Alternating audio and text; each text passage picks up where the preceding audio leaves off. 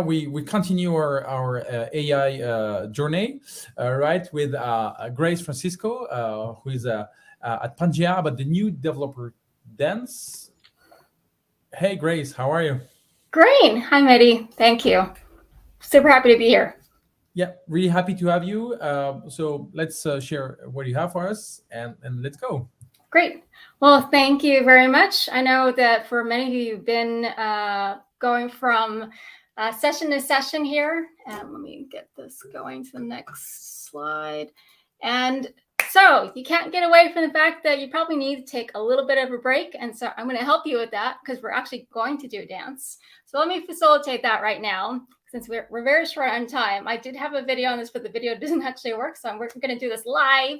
So follow along with me. I'm going to go left, but for you, it's going to look a little bit in reverse. So I'm going to go left, left, and I'm going to slide right. Do that one more time. Left, left, and slide right. This is much more fun in person, I promise. But hopefully you got a little bit of a physical break there. That was my video. That's not going to work. And now I'm going to provide you with a proper introduction of who I am. I am a global expert around what is called developer relations and developer strategy. I've been doing this for a very long time, 15 plus years. And I've been very fortunate to work for companies like IBM, Microsoft, Intuit, Atlassian, Roblox. Many of you who have kids in your ecosystem probably know Roblox very well. Those were the youngest developers I've ever worked with. And I'm now the CMO and head of developer relations at a cybersecurity company called Pangea. And our audience for Pangea is all about developers and helping to meet the needs of security within the code for developers, meeting them where they're at. So that's a little bit about me. Now let me explain what this dance is all about. Many of you have heard this term shift left security, and that's been around for a bit. But shift left security is really about looking at code that's already been built, doing static or dynamic analysis, monitoring that code. So that's all after the code's already been built, it's been deployed somewhere, and that's great. And you're going to continue to need to do that. But the thing that's always been a gap is helping developers actually put in security functionality within their code and meeting them where they're at, because the reality is most developers are not security experts, and they've not given the time to necessarily acquire those very deep skills. And so meeting them where they're at with APIs is super important for us to be able to deliver secure user experiences. And I'm going to tell you why this is so incredibly important today. But before I do that, I want to reminisce a little bit about my heyday being a software developer way back when. And I remember just that feeling of like clickety-clack on the keyboard and coding, getting to what I called my coding groove. You're in that coding groove and you're coding away and you get something built. That immediate gratification of building something and seeing it run, you all know what I'm talking about. That's our happy space, right? So when we talked about shift left of left is giving you that security functionality where you're asked, you can drop it into your code, and that sliding right is that coding groove that we're talking about, feeling good about getting things done and innovating, right? So that's what we're trying to enable with that concept of that dance, right? Now, this is usually a live audience, but I wanted to answer this question for yourselves. How many of you have had to deal with a security issue? I'm guessing that many of you are raising your hands going, yes, headache, yes, which is true for most people, as you can imagine. And yet, you see these articles all the time. We are still ignoring the need for security in software. This is a terrible situation to be in. It needs to change fast. Did you know that in 2022, there's been estimated 2.41 trillion in terms of costs to U.S. businesses? That's double the U.S. debt, double. 2.41 trillion. That's just the estimation. We think that's actually a lot larger than that from bad software. We're shipping bad software every day. Now, again, answer for yourself. Have you knowingly submitted code that might not be secure? Now, you're in the room by yourself, so you're probably raising your hands because no one else can see. But this is so true for so many people. In fact, Secure Code Warrior released a survey report on the number of people that admitted 67%. I think this number is actually quite a bit higher. People are really being honest in their responses in the survey, but 67% said, yes, Admittedly, I'm shipping code with vulnerabilities that I know about. Now, many of you are probably thinking, well, this is not going to happen to me. I'm not going to have anyone hacking away at my code. It'll be okay. But the reality is these hackers are getting faster and faster at getting to 0-day flaws. In fact, it went from something like 42 days on average in exploiting a 0-day flaw to 12 days. 12 days. And it's probably getting even faster with AI.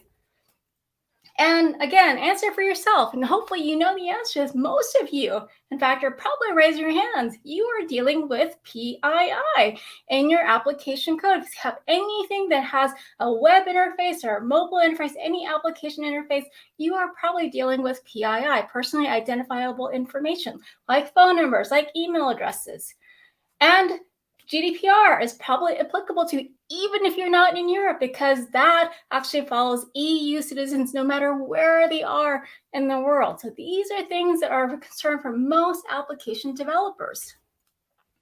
And when we think about that, sometimes that gets abstracted away like, oh, it's this big complex compliance thing, but there are personal implications to you, to your family, to your friends. This can result in people not being able to get medical care that they need because their PII has been breached, and they're unable to get medical care and insurance because they've had their identity stolen.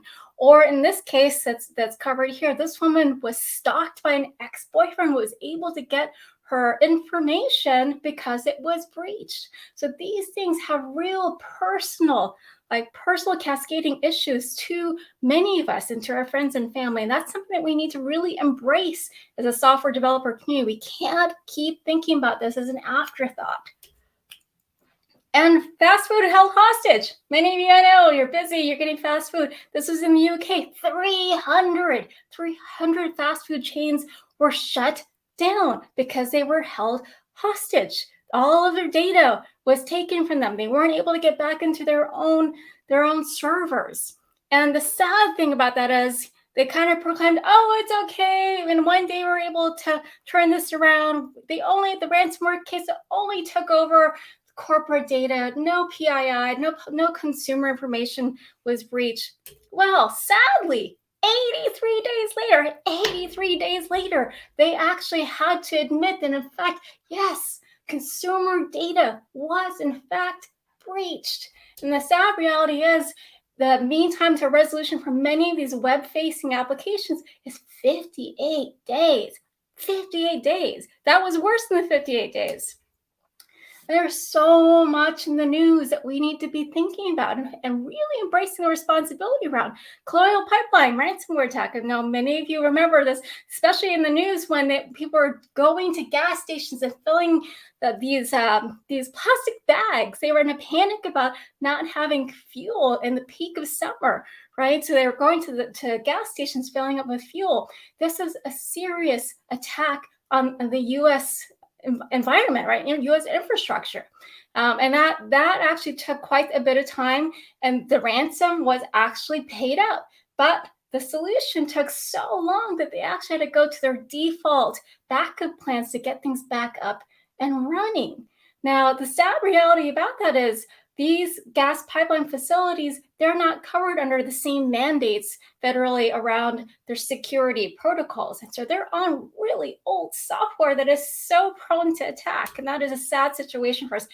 5,000 miles of pipeline were impacted. 5,000 miles. This was across the entire US seaboard. Seriously bad situation. Because imagine this. What if it had been in the middle of winter? In fact, an example of this that had nothing to do with a cyber attack happened in Austin twice, 2021, 2023, right? And we had people actually die, right? The rolling outages of electricity actually impacts gas. So it turns out these are very intertwined utilities. You cannot have gas without electricity. You cannot have electricity without gas. And when there's rolling outages and you also take down some of the gas pipeline facilities, you put millions of people at risk that are literally freezing to death. Now, while that was not a cybersecurity attack, it could have been, because remember, those gas pipeline facilities aren't under the same mandates, security protocols, and quality that their electrical utility counterparts have. So we should be very, very afraid what could happen there in the middle of winter. And then many of you still fresh in your mind, SolarWinds hack, supply chain attack that we've never seen. Thousands of developers, thousands of hackers were involved in this organized hack. It even impacted big organizations like Microsoft. And I know this is still fresh for many of you. Log4j, I know many of you woke up going, oh, we don't use Log4j. And then you realize, oh, actually, the application that I depend on underneath does use Log4j. That's what actually happened over the weeks and months, is that people didn't realize how Log4j is embedded in so much software today. So, oh my God, now you're going, what happened to my happy coding days, right? Because now you're stuck in the middle of these remediations of all these threats and re-architecting your code and dealing with all of these problems now in your application software. And then you look at the landscape of cybersecurity that's so complex, and there are so many players, and none of those players in this map are doing anything specific to help you, the developer, right? These are things that you would have to hack away at to make it work within your software. So yes, those happy coding days, that sliding grooving to the right and feeling good and coding away. Oh man, it's going to feel like a distant memory, but we don't want that for you. And the sad reality, the presenter was talking about ChatGPT and generative AI. It is truly a threat, but it's here to stay because it does have benefits, right? So we need to think about how we're protecting ourselves when we are in this era of so much adoption around not just ChatGPT, but a bunch of different generative AI solutions. And the scary component of this is that the rapid adoption of this, people just aren't thinking about the potential threats to them, right? And so I wrote a couple articles about this. I also wrote an article about ChatGPT. I asked ChatGPT about its own security concerns about itself. And it admittedly said, hey, look, when you put in PII, any confidential information into an LLM, you are inherently putting things that may be unencrypted and can be prone to a breach and attack, right? And people don't think about that when they're putting their prompts and asking questions and creating new content. And we saw with the Samsung situation that even IP, like in hardware companies, IP is everything. It's gold. IP was being put into this thing, right? And now it belongs to OpenAI. They've been banned. ChatGPT has been banned in places like Italy because they're unable to comply with things like GDPR and protect them from breaches. So that is something to really think about. And the reverse of this is the output. So the previous presenter talked about hallucinations, right? The output can be so confident, right? And it feels like a human response. This is dangerous. It comes back and it's so confident in the response that it will make up responses in some cases where it doesn't truly have an answer. And it is possible for it to send you content and links that will send you to a phishing site that will be a malicious link. And you need to think about how you secure both the inputs and the outputs that are coming back. And so that's where solutions like Pangea can help to make sure that your environment is secure. We have an open source project that demonstrates how you can do that. So check that out. Now, lastly, before I run out of time, I want to tell you a short story about why all of this is so very important. So I heard this story recently about these two women walking along a stream, and they heard this child crying. He was drowning in the water. They both jumped in to save this child. They pull him out. And then right after they get out, there's another child screaming, and they both jump in again to save this child. And yet, oh my God, what a third one? How can that be? And yet they're both exhausted, jumping in to save this third child. By the fourth time, one of the women is going the opposite direction. Her friend is in the water trying to save the fourth child and saying, where on earth are you going? We have to save this child. And the woman says, I'm going upstream where there is someone throwing the children in the water and stopping them. Does this sound like anything familiar in all of this that we've been talking about? So unknowingly, as software developers, we are throwing the kids, and the kids are ourselves and our community and our users, right, that are using our application software today. We're throwing them in the water and they're flailing. We're all flailing because of all this insecure software that's out there in the world. And that is kind of equivalent to, we always talk about we want to innovate, we have to innovate at speed, we got to push things out, but it's equivalent to shipping the fastest car in the world with no safety belt. We have to stop doing that.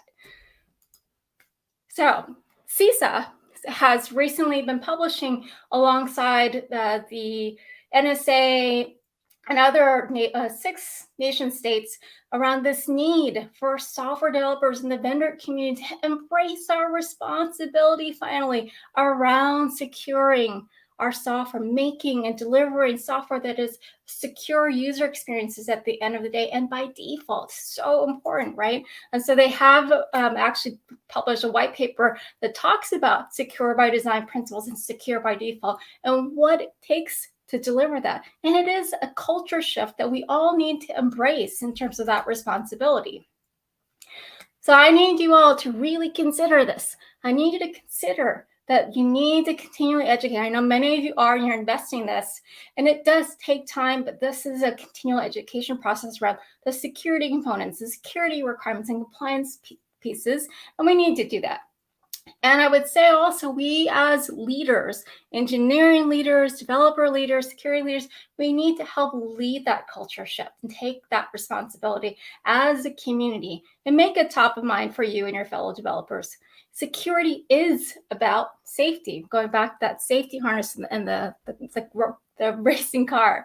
And then really learning through every retro and incident response, treating this as an agile experience. And I would advocate, I have a couple of slides on this, but I'm short on time. Women are especially suited for this. So keep hiring women because women from the day they're walking outside on their own are thinking about security all the time. It's top of mind for us already. So it becomes top of mind in conversations, especially when it comes to application security and user experiences. The other thing to think about is really those solutions that you need in the development lifecycle from the very beginning, from when you're designing, when you're doing the requirements, and really practicing it in code. And when I say in code, you got to meet developers where they are because not everyone is into security and cybersecurity and understands all the nuances and the needs of that. So meet them where they are with solutions that they can drop in the code like Pangea. Excuse me. So you can start delivering a lot of those secure experiences now. Happy to answer questions. You can also find us on our Slack channel on Pangea.cloud. There's a link there to our Slack channel, and it's free to start. And you don't need security expertise to get going on that. So would be happy to see more people joining the community and helping with this culture shift we all need to get to. Again, this is part of a holistic set of other solutions you need to be thinking about, but we need to stop throwing the kids in the stream. So help me, help you, help our users, and help our community. This is super important.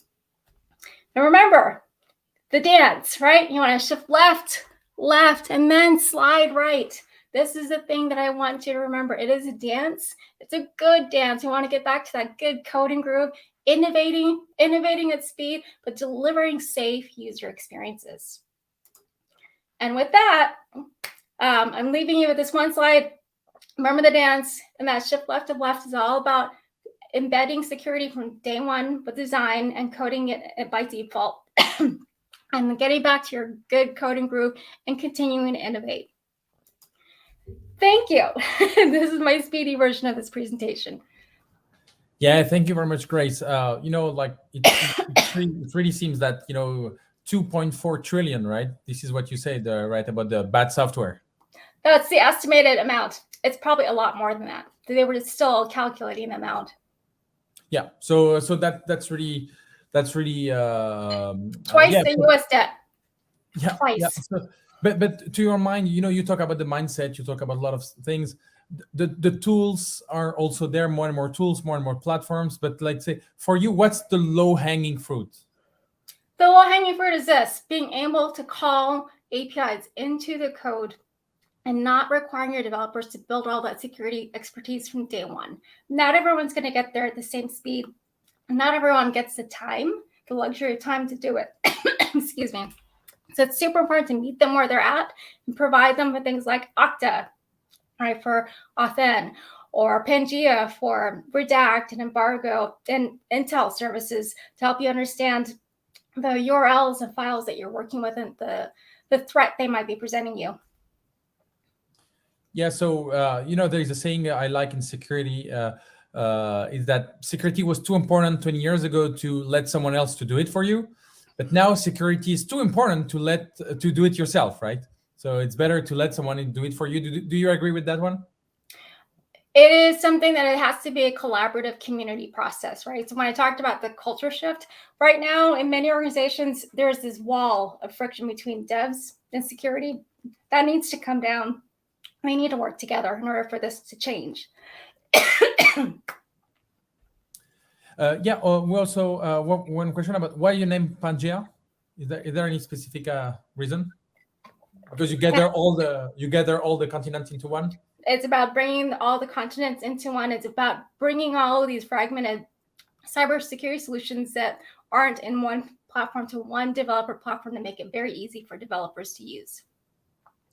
So you had a lot of experience in large software companies.